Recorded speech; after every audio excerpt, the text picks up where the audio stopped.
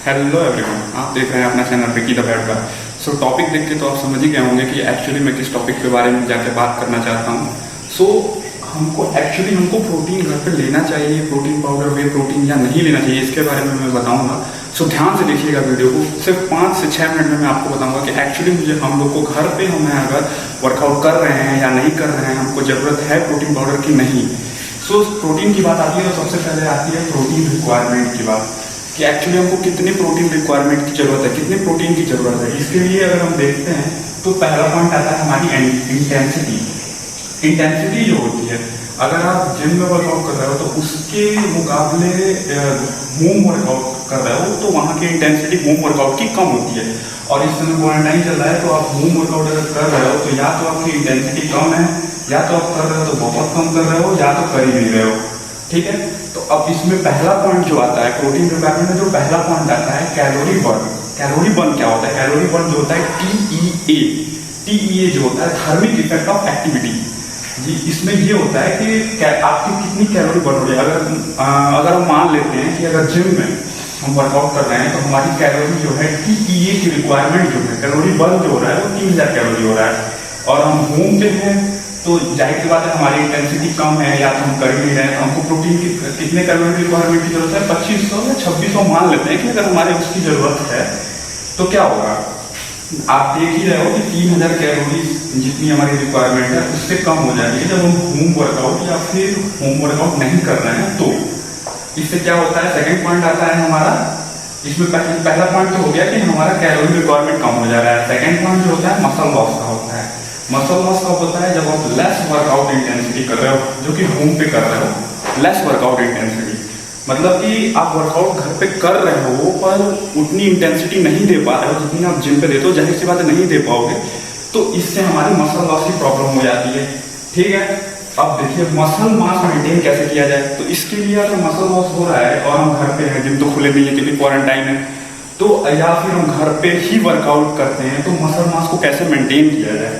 तो पहला muscle mass maintain करने के लिए हमारी जो इंटेंसिटी है, इंटेंसिटी मतलब जितनी इंटेंसिटी के साथ, जितने डेडिकेशन के साथ हम अपने वर्कआउट को जिम में कर रहे हैं, उसी डेडिकेशन के साथ या मोटिवेशन के साथ से हमको उस इंटेंसिटी को सेम रखना है या उससे थोड़ा सा कम मेंटेन करके रखना है अपनी इंटेंसिटी को।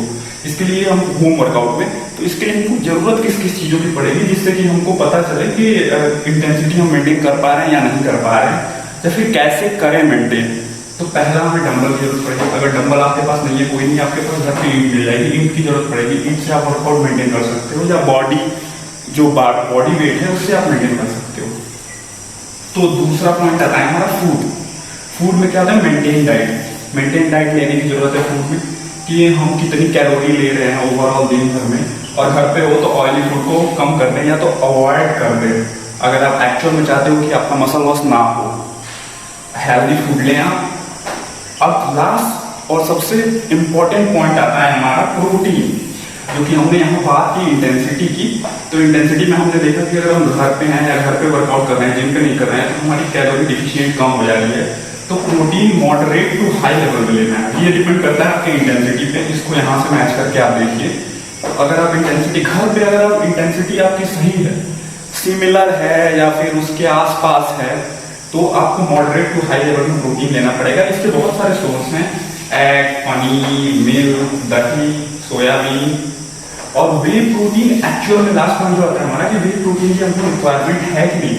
अगर आप अपने इंटेंसिटी को मैच कर पा रहे हैं जिम के वर्कआउट से, अगर जिम के वर्कआउट से आप मैच कर पा रहे हैं या फिर उस लेवल तक थोड़ा ऊपर नीचे 19-20 तक ले जा पा रहे हैं, तो डेफिनेटली बात है कि आपको वे प्रोटीन की जरूरत पड़ेगी।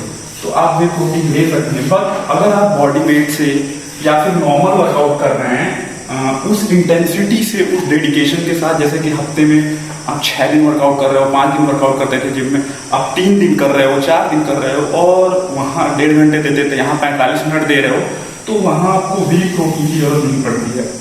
सो आज का टॉपिक यही था मेरा।